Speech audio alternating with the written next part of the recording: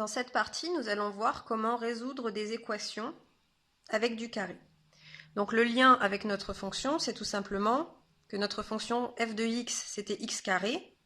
Donc là, en fait, quand on cherche à résoudre x carré égale quelque chose, on cherche les antécédents du nombre par notre fonction. Dans un premier temps, je vous demandais de résoudre des équations simples. Donc on va commencer par x carré égale 0. Donc on cherche le nombre tel que lui-même fois lui-même ça fasse 0. Il n'y en a qu'un seul, c'est x égale 0. Donc si x carré égale 0, on a une seule solution, c'est x égale 0. Parce que 0 fois 0, ça fait 0.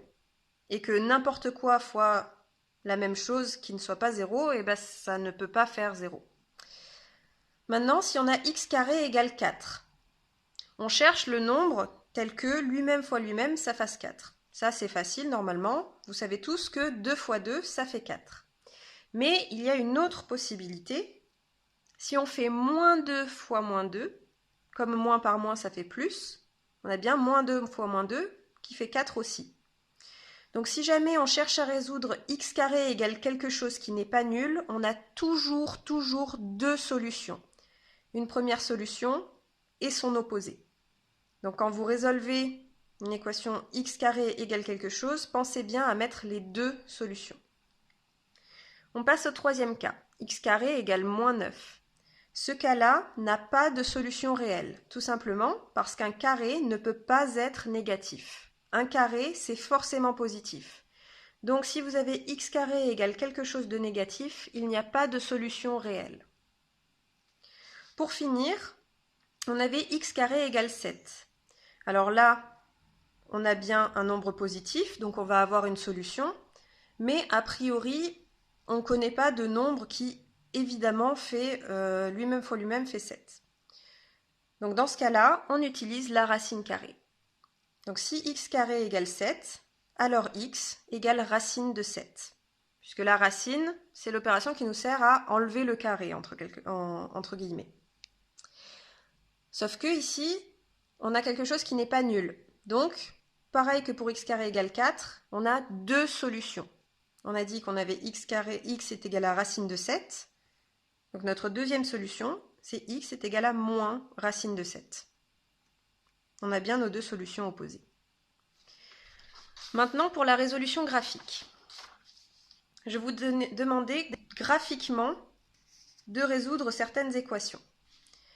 On avait par exemple x carré est égal à 12,25. Comme x carré, c'est notre f de x carré c'est notre image, ça se lit sur l'axe des ordonnées. Donc si x carré est égal à 12,25, on cherche 12,25 sur l'axe des ordonnées, il est à peu près là. Et vu qu'on cherche les antécédents de 12,25 par la fonction x carré, c'est-à-dire on cherche les x, on cherche les abscisses. Donc on va se projeter, on va tracer une droite qui passe par 12,25, une droite horizontale qui est en rouge ici, et on s'arrête aux endroits où elle croise la courbe. Donc elle croise la courbe en deux endroits, ici et ici, et donc du coup on va juste projeter ces deux points sur l'axe des abscisses pour trouver les solutions. Donc quand x carré est égal à 12,25, x, il est soit égal à 3,5, soit égal à moins 3,5. Donc ici, on retrouve bien le fait que quand on a un carré, on a deux solutions possibles qui sont opposées, 3,5 et moins 3,5. Évidemment, ici, ce sont des lectures graphiques, donc ce n'est pas totalement précis. Maintenant, si x carré est égal à 6,25, on se place sur 6,25. On fait la même chose, on trace une droite horizontale, on regarde les endroits où ça croise la courbe. Encore une fois, il y en a deux.